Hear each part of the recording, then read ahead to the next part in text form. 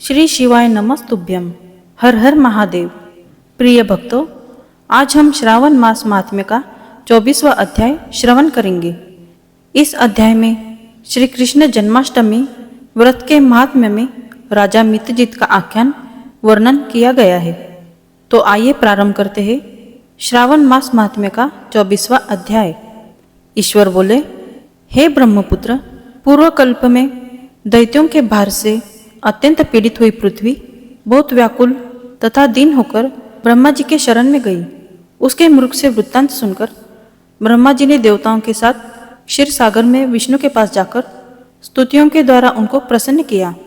तब नारायण श्रीहरि सभी दिशाओं में प्रकट हुए और ब्रह्मा जी के मुख से संपूर्ण वृत्तांत सुनकर बोले, हे देवताओं, आप लोग डरे मत। मैं वसुदेव के द्वारा देवकी के गर्भ से अवतार लूंगा और पृथ्वी का संताप दूर करूंगा। सभी देवता लोग यादवों का रूप धारण करें। ऐसा कहकर भगवान अंतर्ध्यान हो गए। समय आने पर वह देवकी के गर्भ से उत्पन्न हुए। वसुदेव ने कंस के भय से उन्हें गोकुल पहुंचा दिया और कंस का विनाश करने वाले उन कृष्ण का वहीं पर पालन पोषण हुआ। बाद में मथुरा में आकर उन्होंने अनुचरों सहित कंस का वध किया। तब पूर्ववासियों ने आदरपूर्वक यह प्रार्थना की, हे कृष्ण, हे कृष्ण, हे महायोगिन, हे भक्तों को अभय देने वाले, हे देव, हे शरणागत वत्सल, हम शरणागतों की रक्षा कीजिए। हे देव, हम आपसे कुछ निवेदन करते हैं, इसे आप कृपा करके हम लोगों को बताएं। आपके जन्मदिन के कृत्य कोई कहीं भी नहीं जानता। वह सब आपसे जानकर हम सभी लोग उस जन्मदिन पर वर्धापन नामक उत्सव मनाएंगे।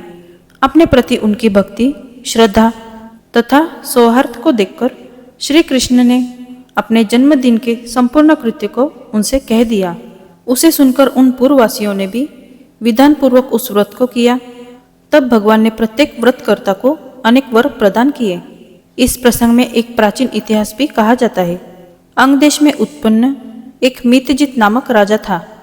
उसका पुत्र महासेन सत्यवादी था तथा सन्मार्ग पर चलने वाला था।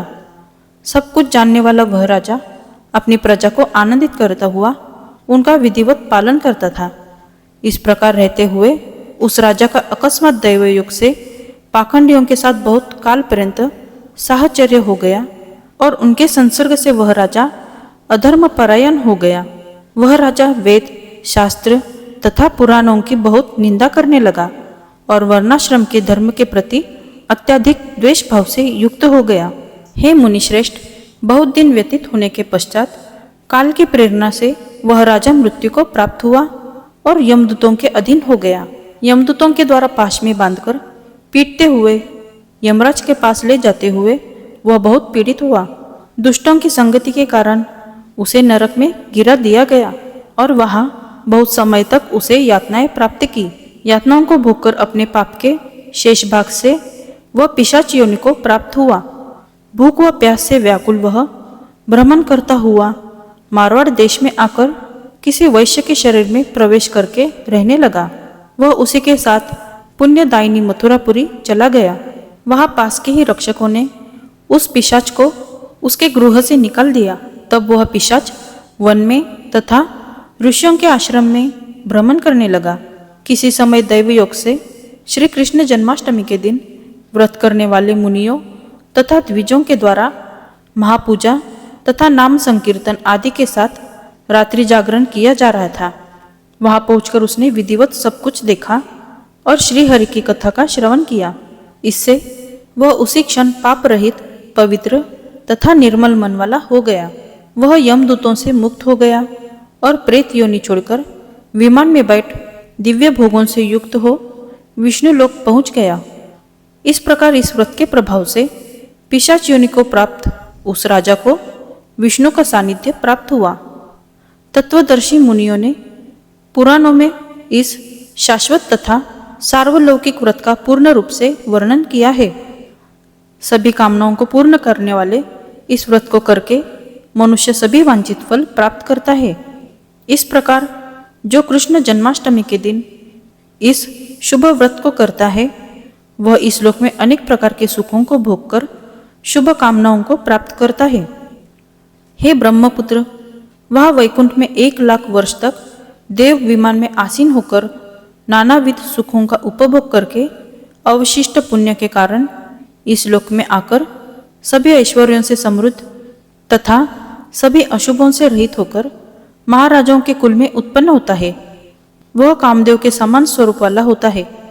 जिस स्थान पर कृष्ण जन्मोत्सव की उत्सव विधि लिखी हो अथवा सभी सौंदर्य से युक्त श्री कृष्ण जन्म सामग्री किसी दूसरे को अर्पित की गई हो अथवा उत्सव पूर्वक अनुष्ठित व्रतों से विश्व सृष्टा श्री कृष्ण की पूजा की जाती हो, वहां शत्रुओं का भय कभी नहीं होता है। उस स्थान पर मेघ व्यक्ति की इच्छा करने मात्र से वृष्टि करता है और प्राकृतिक आपदाओं से भी कोई भय नहीं होता। जिस घर में कोई देवकी पुत्र श्री कृष्ण के चरित्र की पूजा करता है, वह घर सब प्रकार से समृद्ध रहता है और वहाँ भूत प्रेत आदि बाधाओं का भय नहीं होता है। जो मनुष्य किसी के साथ में भी शांत होकर इस व्रतोत्सव का दर्शन कर लेता है, वह भी पाप से मुक्त होकर श्री हरि के धाम जाता है। इस प्रकार श्री स्कंद पुराण के अंतर्गत ईश्वर सनत कुमार संवाद में श्रावण मास महात्म्य में जन्माष्टमी व्रत कथन नामक 24वां अध्याय पूर्ण हुआ।